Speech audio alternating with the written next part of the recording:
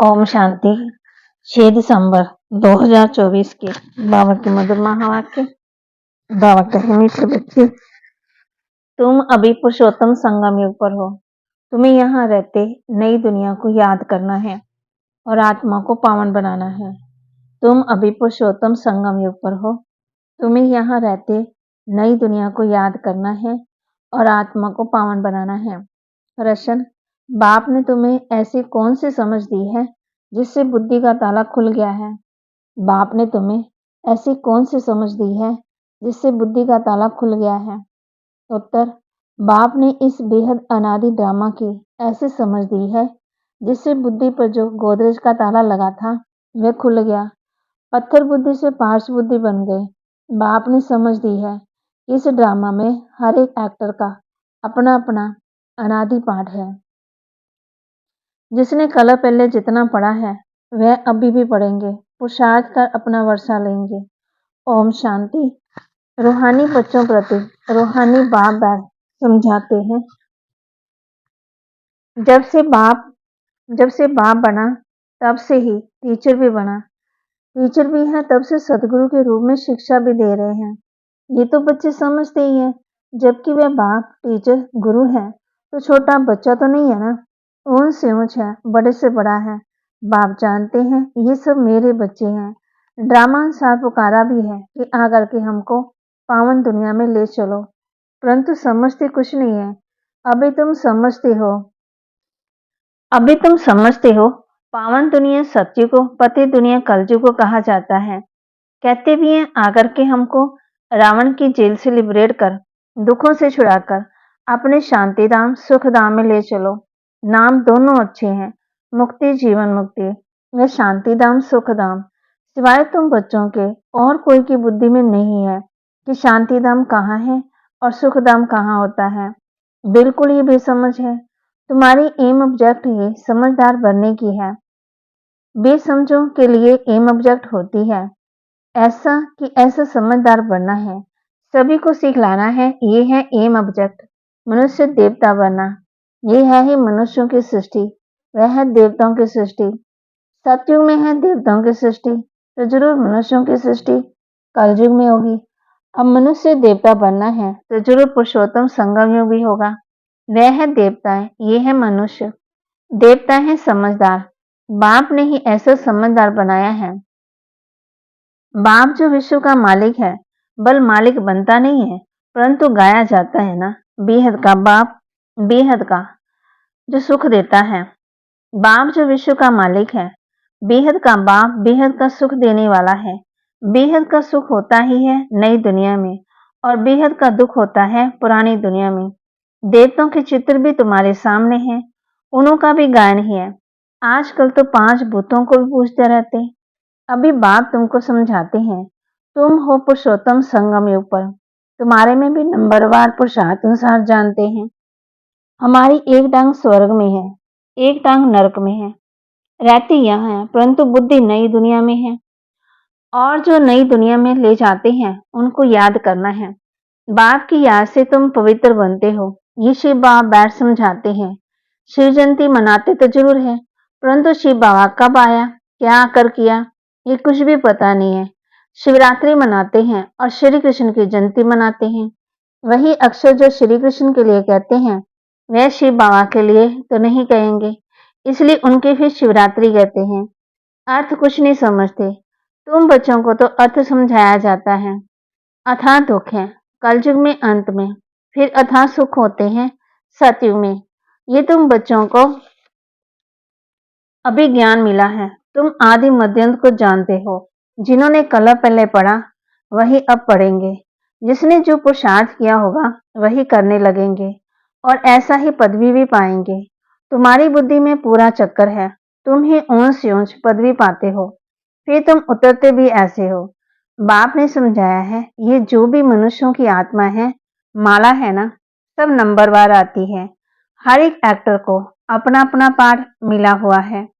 इस समय किसी को क्या पार्ट बजाना है, ये अनादि बना बनाया ड्रामा है जो बाप बैठ समझाते हैं। अब जो तुमको बाप समझाते हैं वे अपने भाइयों को समझाना है। तुम्हारी बुद्धि में है कि 5,000 वर्ष के बाद बाप आकर के हमको समझाते हैं। हम फिर भाइयों को समझाते हैं। भाई भाई आत्मा के संबंध में है। बाप कहते हैं, इस समय तुम अपने को अशरीरी आत्मा समझो। आत्मा को ही अपने बाप को याद करना है पावन बनने के लिए। आत्मा पवित्र बनती है तो फिर शरीर भी पवित्र मिलता। आत्मा अपवित्र है तो जेवर भी अपवित्र है। नंबरवार तो होते ही हैं। टीचर्स एक्टिविटी एक ना मिले दूसरे से। नंबरवार सब अपना अपना पार्ट बजाते हैं। फर्क नहीं पड़ सकता है। नाटक में वही सीन देखेंगे जो वही रिपीट भी होगी। फिर ये बेहद का और कल का ड्रामा है। कल तुमको समझाया था, तुमने राजाई ली, फिर गवाई। आज फिर समझ रहे हो राजाई पाने के लिए। आज भाट पुराना नरक है, कल नया स्वर्ग होगा। तुम्हारी बुद्धि में है अभी हम नई दुनिया में जा रहे हैं, श्रीमत पर श्रेष्ठ बन रहे हैं। श्रेष्ठ जरूर स्वर्ग, श्रेष्ठ सृष्टि पर ही बनेंगे। ये लक्ष्मी नाथ श्रेष्ठ श्रेष्ठ स्वर्ग में रहते हैं, जो भ्रष्ट थे वो नरक में रहते। ये राज तुम बच्चे अभी समझते हो। इस बेहद के ड्रामा को जब कोई अच्छी रीति समझे तब बुद्धि में बैठे। शिवरात्रि भी मनाते हैं परंतु जानते कुछ नहीं है। अब तुम बच्चों को रिफ्रेश करना होता है, तुम फिर औरों को रिफ्रेश करते हो। अभी तुमको ज्ञान मिल रहा है, फिर सदगति को पा लेंगे। बाप कहते हैं, मैं स्वर्ग में नहीं आता हूँ, मेरा पार्ट ही है पति दुनिया को बदल पावन दुनिया बनाना। वहां तो तुम्हारे पास कारून का खजाना होता है, यहाँ तो कंगाल है, इसलिए बाप को बुलाते हैं, आकर के बेहद का वर्षा दो। कलब कलब बेहद का वर्षा मिलता है, फिर कंगाल भी हो जाते हैं। चित्रों पर समझाओ तब समझ सके। पहले नंबर में लक्ष्मी ना, फिर 84 जन्म लेते मनुष्य बन गए। ये ज्ञान अभी तुम बच्चों को मिला है, तुम जानते हो। आज से 5,000 वर्ष पहले आदि सनातन देवी देवता धर्म था, जिसको वैकुंठ पैराडाइज भी कहते। अभी तो नहीं कहेंगे, अभी तो डेविल्ड वर्ल्ड की एंड डीटी वर्ल्ड की आदि। अब है संगम। ये बातें अभी तुम समझती हो और कोई के मुख से सुन न सको।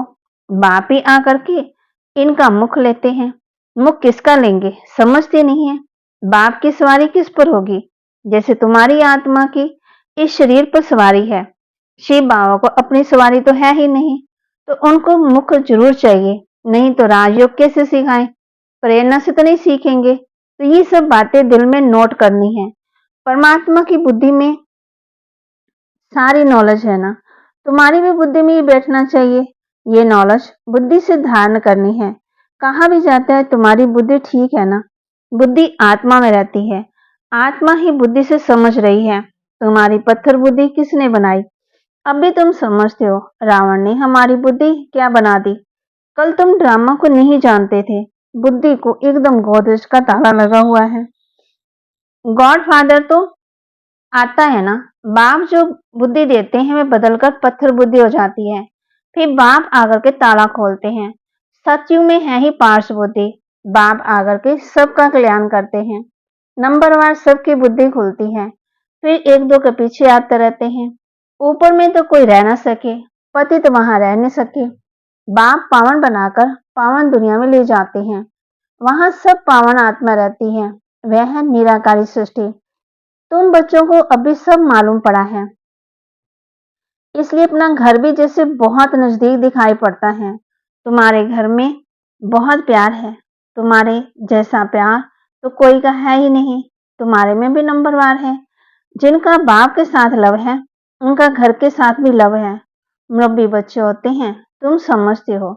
यहाँ जो अच्छी रीति पुरुषार्थ कर मुरब्बी बच्चा बनेंगे वही ऊंच पदवी पाएंगे, छोटे बड़े शरीर के ऊपर नहीं। ज्ञान और योग में जो मस्त हैं वे बड़े हैं। कई छोटे छोटे बच्चे भी ज्ञान योग में तीखे हैं तो बड़ों को पढ़ाते हैं, नहीं तो कायदा है बड़े छोटों को पढ़ाते हैं। आजकल तो मिड गेट भी कहते हैं। यूं तो सब आत्मा मिड गेट है, आत्मा बिंदी है, उनका क्या वजन करे? सितारा है। मनुष्य लोग सितारा नाम सुन ऊपर में देखेंगे। तुम सितारा नाम सुन अपने को देखते हो। धरती के सितारे तुम हो, वह है आसमान के जो जड़ है, तुम चेतन हो। उनमें तो हेर बदल नहीं होता। तुम तो 84 जन्म लेते हो, कितना बड़ा पाठ बजाते हो।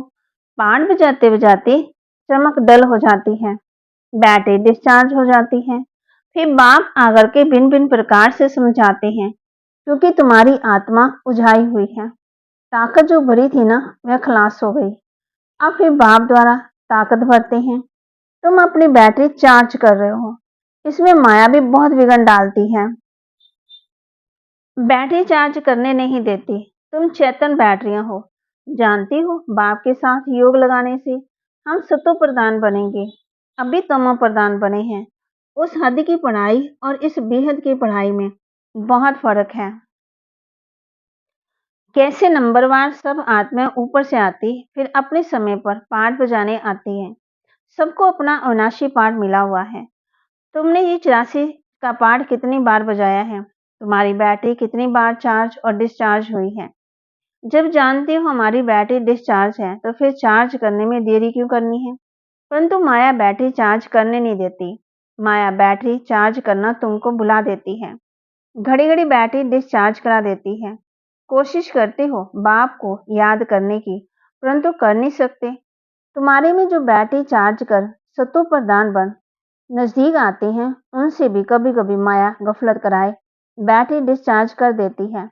ये पिछाड़ी तक होता रहेगा। फिर जब लड़ाई का अंत होता है, तो सब खत्म हो जाते हैं। फिर जिसकी जितनी बैटरी चार्ज हुई होगी, उस अनुसार पदवी पाएंगे। सभी आत्माएं बाप के बच्चे हैं। बाप ही आकर के सबकी बैटरी चार्ज कराते हैं। खेल कैसा वंडरफुल बना हुआ है। बाप के साथ योग लगाने से घड़ी घड़ी हट जाते हैं, तो कितना नुकसान होता है। ना हटे उसके लिए पुरुषार्थ कराया जाता है। पुरुषार्थ करते करते जब समाप्ति होती है, तो फिर नंबरवार पुरुषार्थ अनुसार तुम्हारा पाठ पूरा होता है। जैसे कलब कलब होता है, आत्मा की माला बनती रहती है। तुम बच्चे जानते हो, रुद्राक्ष की माला, विष्णु की माला। पहले नंबर में तो उनकी माला रखेंगे ना। बाप दैवी दुनिया रचते हैं। जैसे रुद्र माला है, वैसे रुंड माला है। ब्राह्मणों की माला अभी नहीं बन सकेगी, बदली सदली होती रहती है। फाइनल तब होंगे जब रुद्र माला बनेंगी। ये ब्राह्मणों की माला है, परंतु इस समय नहीं बन सकती। वास्तव में प्रजापिता ब्रह्मा के सब संतान हैं, इसलिए हे बाबा के संतान की माला है।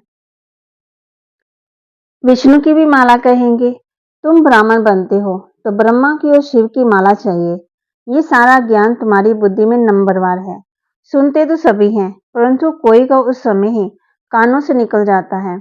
सुनते ही नहीं है, कोई तो पढ़ते ही नहीं है। उनको पता ही नहीं है भगवान पढ़ाने आए हैं। पढ़ते ही नहीं है। ये पढ़ाई तो कितना खुशी से पढ़नी चाहिए। अच्छा, मीठे मीठे सिकी लदे बच्चों प्रति माता पिता बाप दादा का याद प्यार और गुड मॉर्निंग। रूहानी बाप की रूहानी बच्चों को नमस्ते। रूहानी बच्चों की रूहानी बाप दादा को दिलवा जान सिकवा प्रेम से नमस्ते। धारणा के लिए मुख्य सार। याद की यात्रा से आत्मा रूपी बैटरी चार्ज कर सतो प्रधान तक पहुंचना है।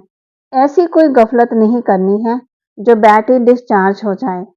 याद की यात्रा से आत्मा रूपी बैटरी को चार्ज कर सत्व प्रदान तक पहुंचना है।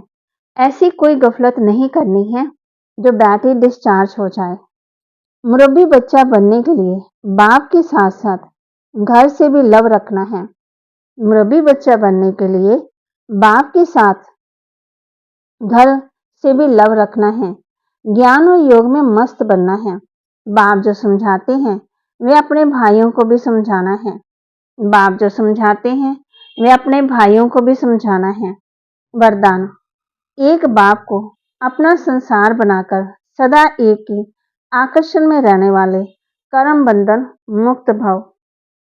एक बाप को अपना संसार बनाकर सदा एक ही आकर्षण में रहने वाले कर्म बंधन मुक्त भव। सदा इसी अनुभव में रहो कि एक बाप दूसरा न कोई, बस एक बाप ही संसार है और कोई आकर्षण नहीं, कोई कर्म बंधन नहीं। अपने किसी कमजोर संस्कार का भी बंधन ना हो। जो किसी मेरे पर मेरेपन का अधिकार रखते हैं, उन्हें क्रोध या अभिमान आता है, ये भी कर्म बंधन है। लेकिन जब बाबा ही मेरा संसार है, ये स्मृति रहती है, तो सब मेरा मेरा एक मेरे बाबा में समा जाता है और कर्म बंधनों से सहज ही मुक्त हो जाते हैं। स्लोगन: महान आत्मा वह है जिसकी दृष्टि और वृत्ति बेहद की है। महान आत्मा वह है जिसकी दृष्टि और वृत्ति बेहद की है। आज बाबा ने हम बच्चों को होमवर्क दिया है। याद की यात्रा में आत्मा रूपी बैटरी को चार्ज कर सतो प्रदान तक पहुंचाना है। कोई ऐसी गफलत नहीं करनी है जो बैटरी डिस्चार्ज हो जाए और ज्ञान और योग में मस्त बनना है। फिर बाबा ने हम बच्चों को ये भी बताया है, एक बाप को ही अपना सारा संसार बनाना है। बाबा ने हम बच्चों को कहा है कि बुद्धि का ताला खोलना है और तुम अभी पुरुषोत्तम संगम युग पर हो। तुम्हें यहाँ रहते नई दुनिया को याद करना है और आत्मा को पावन बनाना है। बाबा के महावाक्य को लाइक करना है, शेयर करना है, सब्सक्राइब करना है और अपने जीवन में धारण भी करना है। और ये भी समझना है कि ये पुरुषोत्तम संगम युग है और संगम युग पर बाप आकर के हम बच्चों को पढ़ाते हैं। ओम शांति।